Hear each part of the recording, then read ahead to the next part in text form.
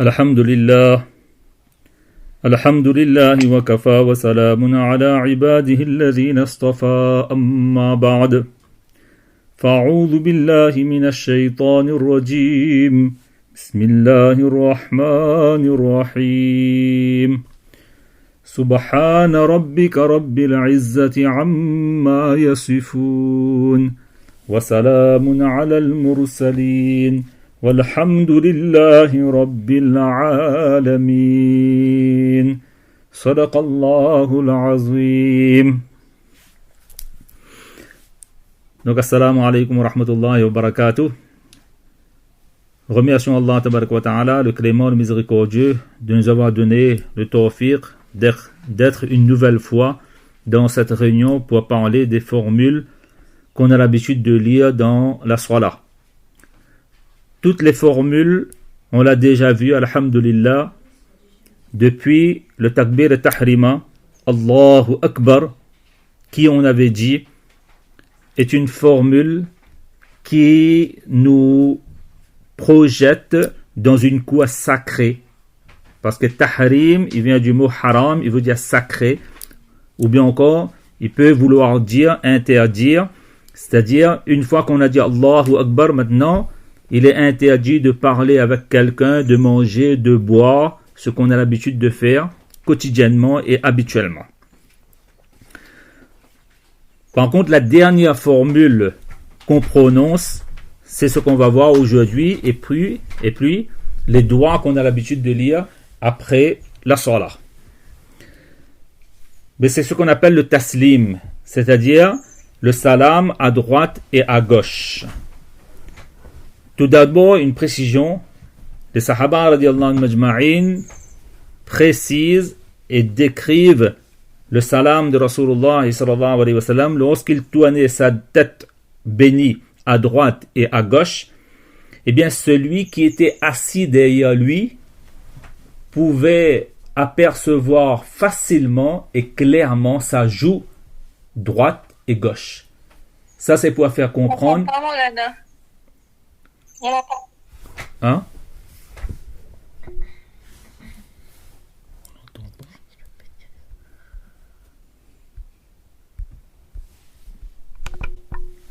On disait que lorsque le prophète sallallahu alayhi wa sallam, lorsque les sahaba radiallahu anhum décrivaient la façon que le prophète sallallahu alayhi wa sallam faisait salam là, à droite et à gauche, mais la personne qui était assise derrière lui pouvait voir clairement et nettement sa joue droite et sa joue gauche. Voulant faire comprendre que lorsque le prophète sallallahu alayhi wa sallam faisait assalamu alaykum à droite et à gauche, eh bien, il ne tournait pas à peine, mais il tournait pleinement sa tête à droite et à gauche. Donc ça aussi, c'est une erreur parfois constatée, que lorsqu'on fait salam à droite et à gauche, à peine si on tourne la tête, eh bien ça, cette façon de faire là est contraire à la sunnah. Ça, c'était une précision. Et lorsqu'on fait assalamu alaykum wa rahmatullah, assalamu alaykum wa rahmatullah, eh bien dès qu'on a terminé les deux salams là, le prophète sallam dit dans le hadith, tahrimuha, c'était at-takbir. Ce qui rendait interdit ce qu'on avait l'habitude de faire, c'était le takbir et tahrima au début. Eh bien, le salam wa tahliluha at-taslim. Par contre, les deux salams, eh bien, rendent permis ce qui était interdit dans la salat. Voilà quel est le rôle de ces deux assalamu alaykum. Et la façon de dire ce salam, on trouve dans les hadiths que hadfus salam sunnah. C'est-à-dire de faire assalamu alaykum avec le hazf et sunnah. Que signifie le hazf? Eh bien, dans ce hadith-là, eh bien, les commentateurs des hadiths disent dans ce sens que cela veut dire que lorsqu'on fait assalamu alaykum à droite et à gauche, eh bien, on doit faire une pause, c'est-à-dire le waqf, sur le he à la fin du mot Allah. Assalamu alaykum wa rahmatullah. Assalamu alaykum wa rahmatullah. C'est ça, il veut dire la façon sunnat de faire. On ne doit pas dire Assalamu alaykum wa rahmatullahi. C'est-à-dire, on doit mettre un soukoun ou encore un jazam à la fin du ha, du Assalamu alaykum wa rahmatullah. Et deuxièmement, il ne faut pas trop prolonger aussi le mot Allah à la fin. On doit dire seulement Assalamu alaykum wa rahmatullah. C'est tout. On ne doit pas dire Assalamu alaykum wa rahmatullah. C'est-à-dire faire un mad. D'accord ou non? Plus qu'il n'en faut. Ça, c'est contraire donc à la sunna. Donc ça, on a déjà vu. Maintenant, avec quelle intention on doit faire Assalamu alaykum à droite et à gauche? Eh bien, dans les hadiths, le prophète sallallahu alayhi wa sallam dit dans ce sens فَلْيُسَلِّمْ عَلَى أَخِيهِ مِنْ عَلَى يَمِينِهِ وَشِمَالِهِ. C'est-à-dire, on fait Assalamu alaykum lorsqu'on fait la salat avec Jamaat, bien sûr, à nos frères qui sont à notre droite et à nos frères qui sont à notre gauche. Voilà quelle est l'intention qu'on doit formuler lorsqu'on fait le salam à droite et à gauche. Et si on fait la salat tout seul, alors à ce moment-là, ben là on fait l'intention de faire donc les anges qui nous accompagnent, ou bien encore l'ange qui est à droite ou à gauche. Nos anges gardiens, ou bien encore les scribes de notre livre du compte. Maintenant, pourquoi on termine la salat avec deux salams, à droite et à gauche? Eh bien, parce que lorsqu'on a dit Allahu Akbar là, eh bien, on est parti dans la cour d'Allah subhanahu wa ta'ala. Corps et âme. C'est-à-dire, c'est comme si on n'était plus dans ce monde, on avait l'esprit ailleurs, parce que depuis le début jusqu'à la fin, le but de toutes ces formules enseignées par Rasulullah sallallahu alayhi wa sallam dans la salat, c'est justement pour qu'on se coupe de ce monde matériel et qu'on part dans un monde spirituel. C'est-à-dire, la salat, comme dit nos ulama ikram, nos grands savants de l'islam, que as-salatu mi'rajul mu'min. Ce n'est pas un hadith, mais c'est un des propos de nos savants de l'islam pour nous décrire quel doit être l'état de la salat de chacun d'entre nous. Il faut que notre salat, du takbir et tahrima, Allahu Akbar, jusqu'à Assalamu alaykum, soit une ascension, soit un voyage effectué exactement comme le prophète sallallahu alayhi wa sallam l'a fait corps et âme, le mi'raj. Eh bien, Allah tabaraka wa ta'ala nous donne cette possibilité de faire notre mi'raj à nous au cours de la salat.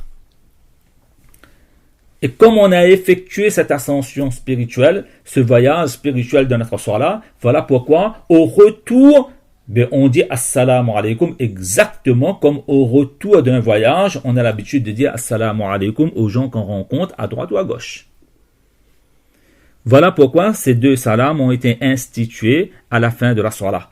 Qu'Allah tabaraka wa ta'ala fasse que vraiment dans notre salat, on effectue cette ascension spirituelle et ce voyage spirituel, et que la salat devient pour chacun d'entre nous un mi'raj, et que vraiment, à la fin de la salat, on est comme si on est en train de retourner d'un voyage, Inch'Allah. Donc on a vu avec quelle intention, pourquoi, la façon et la manière de prononcer ce Assalamu alaykum à droite et à gauche.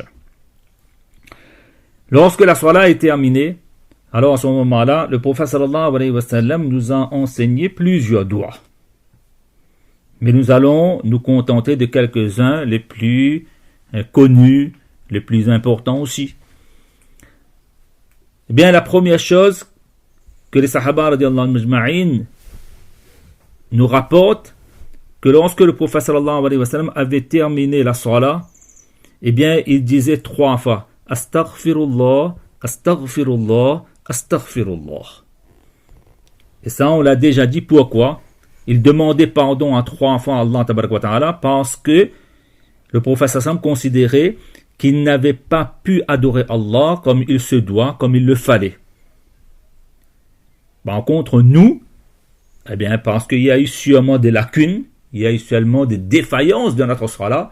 Voilà pourquoi non seulement on doit dire 3 fois astaghfirullah, parce qu'on n'a pas pu adorer Allah Ta'ala comme il se doit, mais malheureusement chez nous il y a beaucoup donc des lacunes, des failles. Voilà pourquoi chacun d'entre nous doit être tenu même de lire au minimum 3 fois astaghfirullah.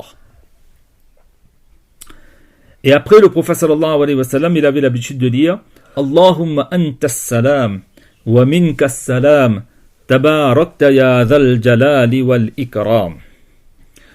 Oh Allah, anta salam, tu es le salam. Ça on a déjà dit ça dans Tashahhud, que as-salam c'était un nom d'Allah, un des attributs d'Allah subhanahu wa ta'ala, qui veut dire donc la paix.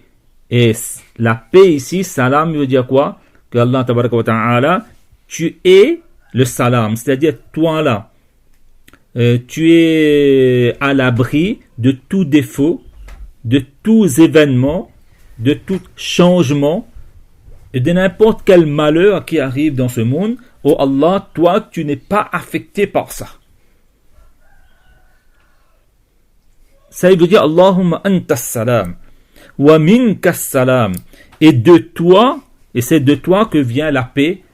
C'est-à-dire, on a grand espoir que comme tu es salam, mais tu vas nous accorder justement cette paix-là pour être à l'abri des événements malheureux, des changements catastrophiques ou encore des malheurs empoisonnant même notre vie. Wa minka salam. Tabarakta. Tabarakta veut dire béni. Ça c'est un doigt qu'on fait à Allah tabaraka wa ta'ala, que tu sois béni ya Allah. Et ya dhal jalali wal ikram, ô toi qui est empreint de majesté et de générosité. Jalal, c'est la grandeur, c'est la rigueur d'Allah subhanahu wa ta'ala, la puissance d'Allah subhanahu wa ta'ala. Et le ikram, c'est plutôt la générosité et la bonté d'Allah subhanahu wa ta'ala. Mais voilà pourquoi le prophète sallallahu alayhi wa sallam donc avait l'habitude de lire ça, ce doigt-là. Mais nous aussi, on prend l'habitude de lire cela. Astaghfirullah 3 fois. Allahumma anta salam wa minka salam tabarakta ya dhal jalali wal ikram. Et le prophète sallallahu alayhi wa sallam avait l'habitude de lire un autre doigt, et qui est très important, c'est le doigt que le prophète sallallahu alayhi wa sallam avait enseigné à Mu'az ibn Jabal radiyallahu ta'ala anhu, et d'une manière particulière. Lorsque Mu'az radiyallahu ta'ala anhu allait donc au Yémen, eh bien le prophète sallallahu alayhi wa sallam a pris sa main et l'a accompagné, et le prophète sallallahu alayhi wa sallam lui a dit 2 fois, d'après une version 3 fois, Ya Mu'az, je t'aime et je t'aime. Comme quoi, lorsqu'on aime quelqu'un pour Allah, parce qu'aujourd'hui, c'est le contexte qui veut comme ça, parce que si un homme il a dit à un homme je t'aime, on risque de mal comprendre ce je t'aime là, ce cœur là. Et voilà pourquoi il faut rajouter toujours je t'aime en Allah. D'accord? Eh bien, le prophète sallam, il a voulu dire ça même à Mu'adh radiyallahu anhu, je t'aime en Allah. Mais voilà pourquoi je vais, Mu'adh radiyallahu anhu veut demander un dernier conseil au prophète sallallahu alayhi wa sallam. Et bien le prophète sallallahu alayhi wa sallam lui a donné ce conseil-là. Il a dit que voilà, ne rate jamais et ne manque jamais à lire ce doigt-là après chaque salat faraz. Allahumma a'inni ala dhikrika wa shukrika wa husna ibadatik. Oh Allah, aide-moi à me rappeler de toi par mon cœur, et à te remercier par ma langue, et à t'adorer le mieux possible par les membres de mon corps. C'est un doigt exceptionnel que le prophète sallallahu alayhi wa sallam avait enseigné à Mu'adh radiyallahu ta'ala anhu, parce qu'il y a tout. On est en train de demander à Allah tabaraka wa ta'ala qu'on arrive à l'adorer par notre cœur, par notre langue et aussi par notre corps. Et fait sortir de notre mets dans notre cœur donc ton souvenir, ton dhikr, ta présence, et fait que sur notre langue il y a beaucoup de remerciements, de reconnaissance à ton égard. Même si on est en confinement là, ben alhamdulillah, on a un toit, on mange et on boit et on part même aux toilettes, alhamdulillah. Donc on dit alhamdulillah, alhamdulillah. Wa husna ibadatik, et on arrive à t'adorer le mieux possible avec les membres de notre corps. C'est un doigt qui est très riche. Voilà pourquoi le prophète sallallahu alayhi wa sallam lui a demandé de ne pas manquer à Mu'adh. Si tu me demandes un conseil, eh bien je te dis de ne jamais manquer, de ne jamais rater l'occasion de lire ce doigt-là après une salat faraz. Et un autre doigt que le prophète sallallahu alayhi wa sallam avait lui-même l'habitude de lire, c'est justement La ilaha illallah wahdahu la sharika lahu, lahul mulku wa lahul hamdu, wa huwa ala kulli shay'in qadir. Et d'après une version, il y a aussi que la ilaha illallah wahdahu la sharika lahu, lahul mulku wa lahul hamdu, yuhyi wa yumitu, wa huwa ala kulli shay'in qadir. Mais ça aussi on peut lire. L'autre version aussi on peut lire. Donc il y a plusieurs versions, avec parfois des formules en moins et parfois des formules en plus. Et après cela, le prophète sallam avait l'habitude de lire aussi un doigt Allahumma la ma'niya lima a'tayt wa la mu'tiya lima mana'at wa la yanfa'u dhal jaddi minkal jadd. Oh Allah Ta'ala, personne ne peut empêcher ce que toi tu décides de me donner. Et personne ne peut donner quoi que ce soit si toi tu décides de ne pas donner. Et voilà, yanfa'u dhal jaddi minkal jadd, et la richesse du riche ne lui servira rien auprès de toi. Ce sont plutôt son iman, c'est-à-dire sa foi et ses bonnes actions qui seront utiles dans la cour d'Allah tabaraka wa ta'ala le jour de Qiyamah. Il y a une quatrième formule que j'aimerais vous dire, que subhana rabbika rabbil izzati amma yasifun wa salamun ala al mursalin walhamdulillahi rabbil alamin. Eh bien cette formule là aussi qui se trouve dans le Coran, ben il est bon de lire. Et ça on vous a déjà dit ça, subhana rabbika rabbil izzati amma yasifun wa salamun ala al mursalin walhamdulillahi rabbil alamin. Subhana rabbika rabbil izzati amma yasifun. Ben subhan, on vous avait dit. On n'entend pas. On n'entend pas. Vous n'entendez.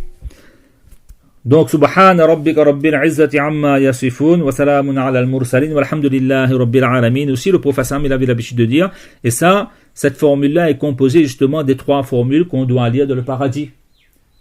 Lorsqu'on aura besoin fait commander notre repas, il suffira de dire Subhanakallahumma.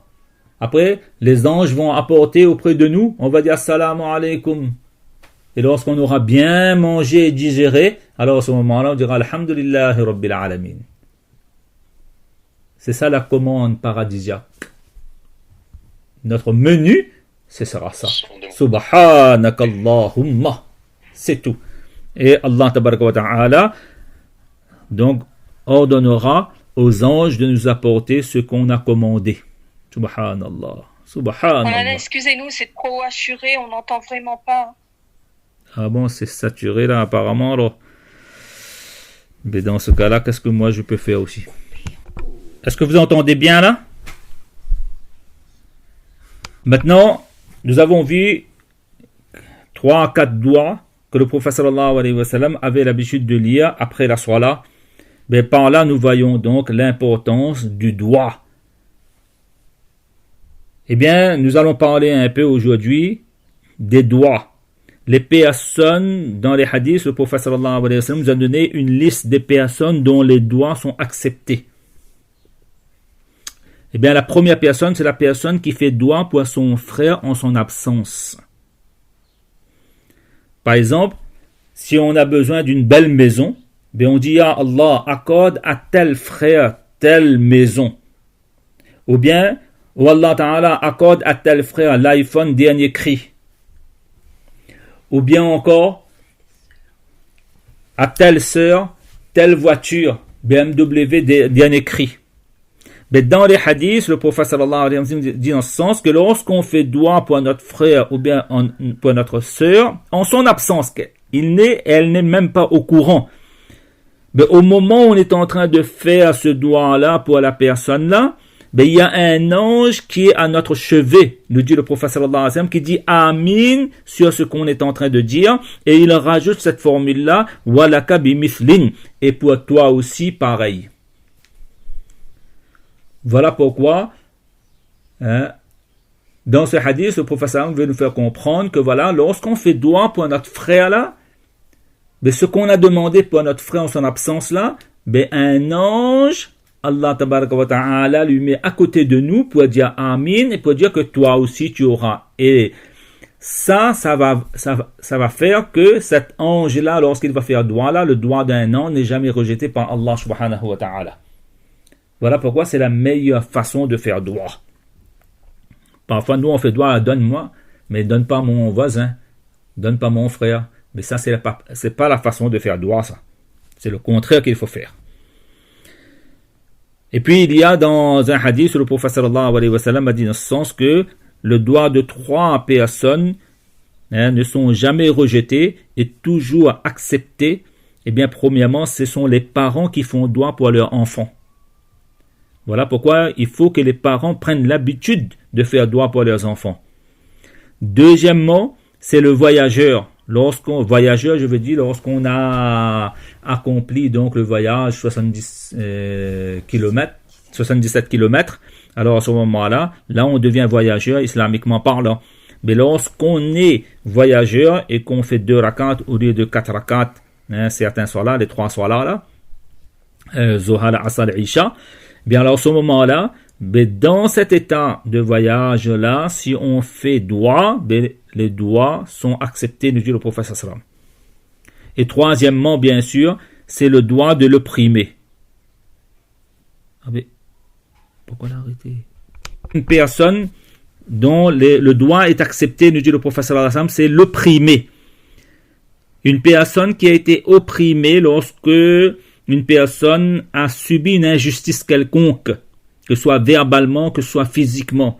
Eh bien, une personne qui a subi une injustice là, il faut craindre son doigt. Parce que s'il a fait doigt, Allah tabaraka wa ta'ala va accepter son doigt. Voilà pourquoi il faut ne jamais chercher à opprimer, à oppresser, à être injuste envers qui que ce soit. Ça, c'est 3 catégories de personnes dont les doigts sont toujours acceptés, nous dit le prophète sallallahu alayhi wa sallam. Après, dans une autre version, il y a aussi le doigt du jeûneur. Eh bien, le mois de Ramadan arrive là, jusqu'à le iftar. Depuis le Subha Sadiq jusqu'à iftar, le doigt du jeûneur est accepté, nous dit Rasulullah sallallahu alayhi wa sallam. Deuxièmement, l'autorité qui est juste. Petite ou grande autorité, Allah Ta'ala nous a donné une responsabilité et on a des gens qui travaillent sur notre responsabilité et on est honnête, on est juste, on est loyal envers ces personnes-là. Mais ce genre d'autorité-là, le prophète sallam dit dans le sens, il fait doigt, Allah Ta'ala accepte son doigt.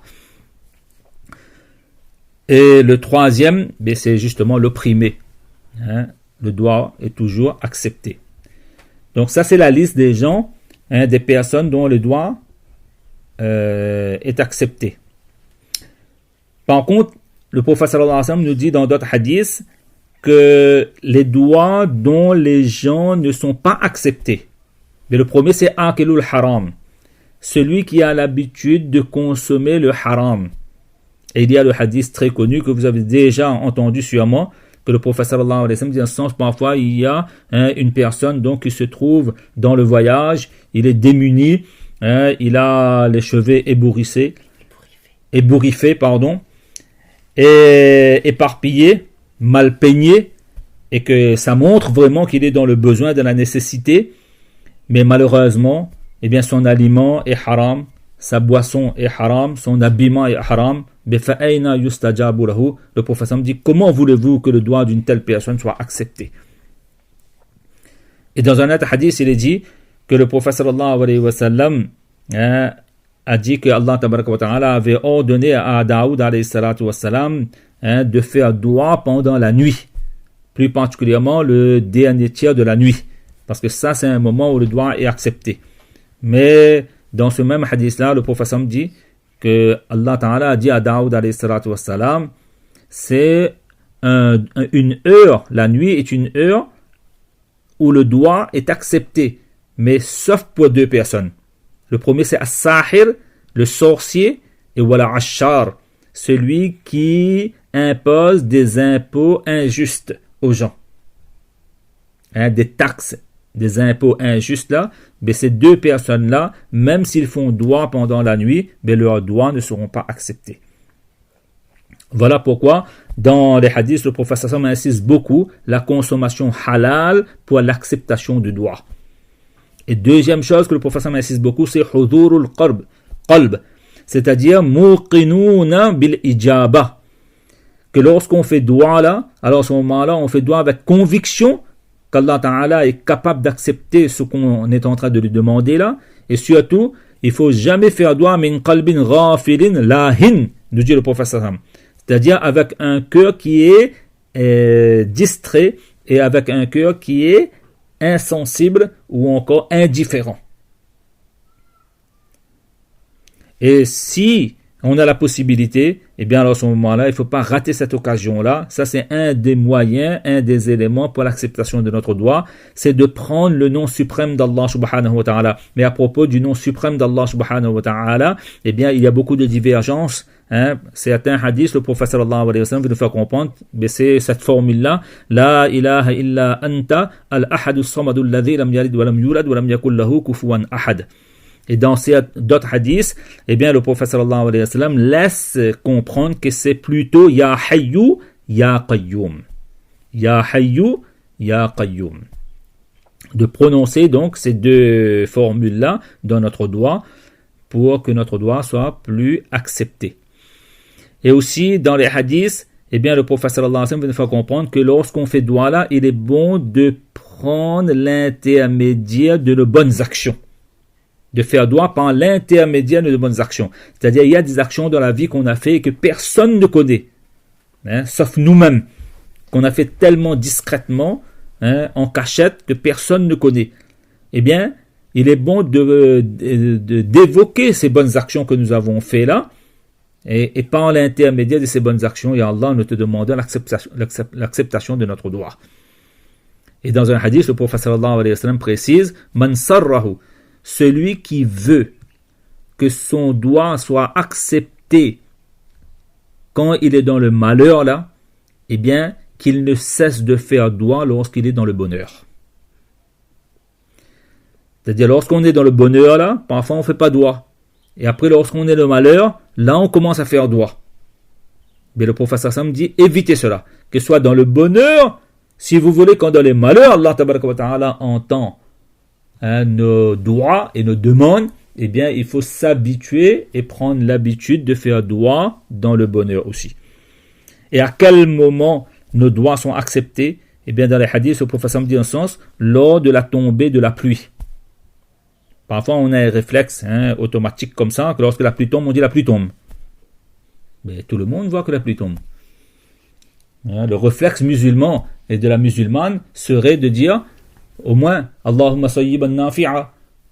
Allahumma sayyiban nafi'a. Et vous dire Allah Ta'ala fait que cette pluie-là soit profitable. C'est-à-dire au moment de la pluie, eh bien, ne soit pas météo. La météo, il annonce la pluie. D'accord? Au moment où la pluie tombe là, c'est doigt qui doit sortir de la bouche d'un musulman. Allahumma sayyiban nafi'a au moins. Et dans les hadiths, le prophète dit, lors de Laylatul Qadr aussi, les doigts sont acceptés. Ça, on connaît les hadiths de Aïcha radiyallahu ta'ala qui a demandé au prophète sallam, si j'arrive à connaître que une nuit est Laylatul Qadr, quel doigt je dois demander? Eh bien, le prophète sallam lui a dit, Allahumma innaka afoun tuhibbul afwa fa'fu anni. Wallah ta'ala, tu es le pardonneur, tu aimes pardonner, pardonne-moi. Et quel doigt les asma'? lorsqu'on a posé cette question-là au prophète sallam, quel doigt les plus écoutés par Allah, les plus entendus par Allah subhanahu wa ta'ala? Eh bien là, le prophète sallallahu alayhi wa sallam a répondu 2 moments. Après les salat faraz, et le doigt qu'on demande dans la nuit, c'est-à-dire plus particulièrement dans le dernier tiers de la nuit. Et de même, lorsqu'on a terminé le Coran dans sa totalité, que ce soit en hifz, mémorisation du Coran, ou bien lorsqu'on a lu le Coran du début à la fin. Mais à chaque khatam Coran, Anas radiyallahu ta'ala anhu, il avait l'habitude, chaque fois il terminait, Anas radiyallahu ta'ala anhu, c'était le sahabi qui avait servi le prophète sallallahu alayhi wa sallam pendant une dizaine d'années. Mais lui, lorsqu'il terminait le Coran, là, il lisait dans l'intégralité, là, il faisait le khatm Coran, mais il réunissait, rassemblait toute sa famille, et il faisait dua. Et il avait l'habitude de dire, parce que ça c'est un moment où Allah tabaraka wa ta'ala accepte le dua. Et surtout là, le mois de Ramadan arrive là, un des moments où il y a l'acceptation de dua, c'est le moment de iftar. À ce moment, au moment de iftar, on regarde sa moussa champ. Ben, le prophète sallam dit, il ne faut pas mettre la main dans le plat là. Là, il faut lever la main au moment du iftar. D'accord? Inch'Allah, chacun d'entre nous, donc, on ne rate pas cette occasion-là au moment du iftar, 5 minutes, 10 minutes avant le iftar, on commence à faire dua, Inch'Allah. Et il y a un autre moment où le prophète sallam précise l'acceptation du dua, c'est entre azan et iqamat. Et ici à La Réunion, on a une quinzaine de minutes entre azan et iqamat. Mais pendant ce moment-là de faire dua aussi. Et le jour de vendredi, il y a une heure où Allah Ta'ala a caché l'acceptation de dua. Mais la plupart des ulama disent dans ce sens que cette heure-là se trouve soit au moment entre les 2 khutbas du imam, ou soit après la salatul asr, le jour de vendredi. Et il y a un autre moment où le prophète sallallahu alayhi wa sallam dit que le dua est accepté, c'est au moment du chant du coq. Oui. Maintenant, en ville, on n'entend plus le coq parce qu'il n'y a plus de poulailler même. En ville. Les arbres même, il n'y a plus. Mais dans les hauts, parfois, lorsqu'on est dans les hauts, alors à ce moment-là, on entend tous les matins le chant du coq. Mais le prophète sallallahu alayhi wa sallam dit dans ce sens de dire Allahumma inni as'aluka min fadlik. Wallah ta'ala, nous te demandons donc ta faveur. Mais ça aussi, lorsque le coq chante là, dans les hadiths, il est même précisé que lorsque le coq chante le matin là, mais le cocorico là, c'est pas cocorico ça, c'est subhanallah. C'est le coq est en train de glorifier Allah subhanahu wa ta'ala, nous dit Rasulullah sallallahu alayhi wa sallam. Parce qu'il voit un grand nombre des anges qui descendent du ciel vers la terre au moment justement de la salat al-fajr. Mais voilà pourquoi le coq chante le matin.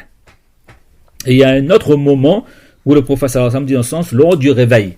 Lorsqu'on se réveille de notre sommeil, alors à ce moment-là, faire dua. Ça aussi, c'est un moment où Allah Ta'ala y accepte le dua. Et puis, bien sûr, de quelle manière on doit faire dua? Eh bien, faire dua avec beaucoup d'humiliation, d'humilité, avec beaucoup d'humilité, de modestie, et faire dua avec wudu, et commencer par faire dua pour nous. Après, on fait pour les autres. Ça aussi, c'est une manière de faire. Et lorsqu'on a terminé dua, alors à ce moment-là, passer la main sur notre visage. Et de ne pas oublier, comme on avait dit dernièrement, salatu wa salam, sur le prophète sallallahu alayhi wa sallam. Et après chaque formule, on dit amin. Wallah ta'ala accepte. Le prophète sallam avait l'habitude aussi, lorsque le dua était important là, mais le prophète sallam disait 3 fois. Par exemple, Allahumma ghfirli, Allahumma ghfirli, Allahumma ghfirli, 3 fois. Et il y a une chose aussi que le prophète sallallahu alayhi wa sallam avait dit à un sahabi une fois, lorsqu'il passait devant un sahabi qui était en train de faire dua, et ce sahabi-là, pendant le dua, il avait levé 2 doigts vers le ciel. Mais le prophète sallallahu alayhi wa sallam dit, wahid. Non, ne lève pas 2 doigts, mais un seul doigt. Dans le dua, on doit lever l'index seulement, pas l'index le majeur. Donc parfois lorsqu'on fait dua comme ça là, on lève l'index vers le ciel, mais ça aussi c'est une sunnah qui malheureusement n'est pas pratiquée et négligée. De même, lorsqu'on fait le doigt là, de s'orienter vers le qibla. Ça aussi c'est bien. Et il y a une chose que le prophète sallallahu alayhi wa sallam nous a demandé de ne pas faire, c'est de ne pas se hâter, se précipiter pour l'acceptation de ce qu'on a demandé dans nos doigts. Parce qu'Allah Ta'ala, c'est lui qui connaît tout. Quand, quoi, où, comment il faut accepter, c'est Allah Ta'ala qui connaît mieux. Donc de ne pas se précipiter. Et lorsqu'on fait doigt, il est bon de lever les mains. Et doigt, le meilleur de faire à voix basse. Mais lorsqu'on fait doigt collectif, alors là, tout le monde a besoin d'entendre, a besoin d'écouter. Voilà pourquoi. Donc, c'est autorisé de faire à voix haute. Et il est bon de demander aussi aux gens pieux de faire doigt pour nous. Ça, c'est très... Et dans le doigt, là, le professeur est allé jusqu'à dire, on peut demander n'importe quelle chose qu'on a grandement besoin. Même des choses minimes. Le professeur me dit dans ce sens, si vous êtes en train de marcher comme ça, et vous avez vu que votre lacet a lâché, c'est brisé, c'est cassé alors. Alors à ce moment-là, si vous avez besoin du sel aussi, si un jour on est en train de faire la cuisine, il n'y a pas de tomate, d'accord? Mais là aussi demandez à Allah subhanahu wa ta'ala. Donc pour les petites choses, de la vie aussi, le prophète sallallahu alayhi wa sallam nous recommande de faire doigt. Et s'il y a deux choses que le prophète sallallahu alayhi wa sallam a interdit de faire, doigt là, eh bien, dans les hadiths, il dit saj'un et at-ta'addi. Saj'a, il vous dit quoi? De ne pas faire doigt sous forme que les formules là sont récitées comme une chanson, comme une poésie, ou en cherche à rimer, d'accord? Comme si ce sont seulement les mots dans ce doigt-là qui sonne bien. D'accord? Il n'y a pas d'émotion, il n'y a pas de conviction dans ce qu'on dit dans le doigt. Eh bien, ça, que le doigt se transforme en chanson ou bien en poésie, ça non. Et deuxième, at-ta'addi, c'est-à-dire il ne faut pas inventer des formules dans notre doigt. Ouais.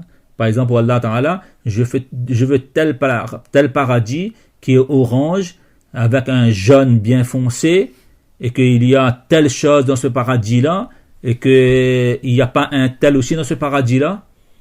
Ouais. Je veux avoir tel avec beaucoup de détails, etc. Tout ça. Eh bien, ça, c'est ce qu'on appelle inventer dans nos doigts des formules qu'on ne trouve pas dans le Coran ou encore dans les hadiths du prophète sallallahu alayhi wa sallam. Et jamais faire doigt contre nous-mêmes. Ça, jamais. Et je terminerai là-dessus. Une fois, le prophète sallallahu alayhi wa sallam est parti rendre visite à un malade. Et il avait remarqué que ce sahabi malade-là était vraiment faible physiquement. Eh bien, le prophète sallallahu alayhi wa sallam a demandé, est-ce que tu ne fais pas doigt avec Allah? Il a dit, ben si, je fais doigt. Il a dit, quel genre de doigt tu fais? Ben, cette personne-là, il avait l'habitude de dire, pendant sa maladie, que oh Allah Ta'ala, je veux être châtié dans ce monde même pour mes erreurs, et ne me châtie pas dans la akhirat. Mais le professeur m'a dit, ben voilà pourquoi tu es aussi faible comme ça dans ta maladie. Vouloir être châtié pour ses erreurs dans ce monde, pour être épargné dans la akhirat, ça c'est le genre de doigt qu'il ne faut pas faire ça. D'ailleurs, le meilleur doigt que le professeur appréciait beaucoup, alors, le doigt que le professeur appréciait beaucoup et aimait beaucoup, c'est Rabbana atina fid dunya hasana wa fil akhirati hasana. Oh Allah Ta'ala, je te demande le bien-être dans ce monde et le bien-être dans la akhirat. Jamais il ne faut pas défier Allah, que je suis prêt à supporter ton châtiment dans ce monde, mais épargne-moi de la akhirat. Non, on doit demander d'être à l'abri du châtiment d'Allah dans ce monde aussi, dans la akhirat aussi. Donc ça c'est quelque chose donc à éviter. Voilà donc ce qu'on peut vous dire sur le doigt. Donc Allah tabaraka wa ta'ala nous donne le tawfiq de comprendre et surtout donc de mettre en pratique. Et Inch'Allah demain, comme certains frères et sœurs me l'ont demandé, j'ai oublié qu'il y a une autre formule là. C'est la formule donc de doua et qunut qu'on a l'habitude de lire dans la salat de witr. Eh bien demain on fera sur ce doigt là Inch'Allah sa traduction et Inch'Allah, une petite explication là-dessus. Wa akhiru da'wana, anil hamdulillah, rabbil alamin.